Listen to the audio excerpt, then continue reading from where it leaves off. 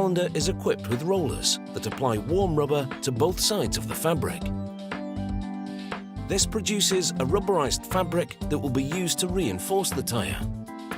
The fabric ply is needed because rubber alone isn't sturdy enough to make a tyre. Lots of cotton thread now spins from these bobbins. Machinery pulls the cord onto the warm rubberized fabric. They land on an angle and stick.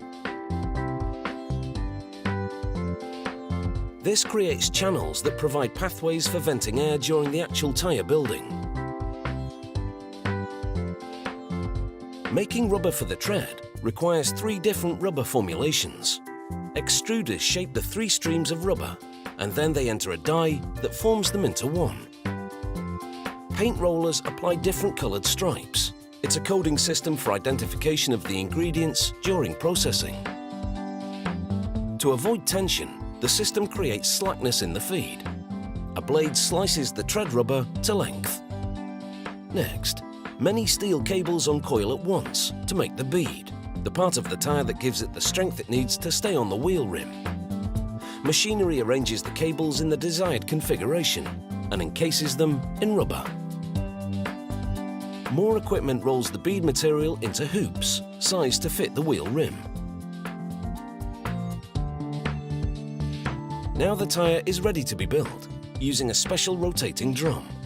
The 2 bead hoops are arranged on it.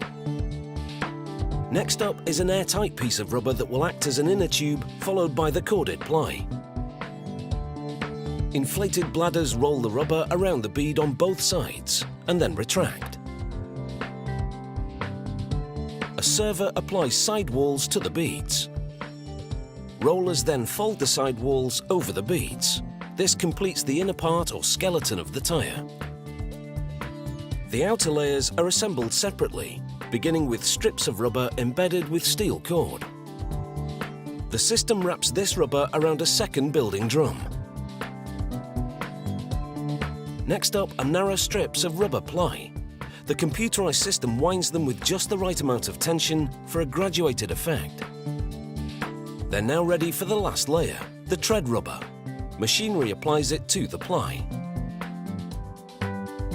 Now it's time for the 2 parts to become one. A transfer ring collects the assembly and transfers it to the inner part. Compressed air inflates the tyre to shape it, and all the layers stick together. The machine rolls the edge of the tread rubber over the sidewalls. They now have what's known in the industry as a green tyre, an uncured tyre without tread pattern. Next, it's into a mould to bake and shape the tyre. The 2 parts of the mould come together like a waffle maker. Inside, bladders expand to shape the tyre and transfer the tread pattern to it.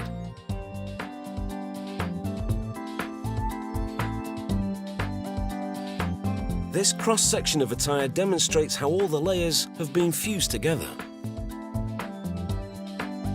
The time in the hot pressurized mould has caused the rubber to vulcanize, a chemical reaction that transforms it from a weak and sticky substance to one that's strong and elastic.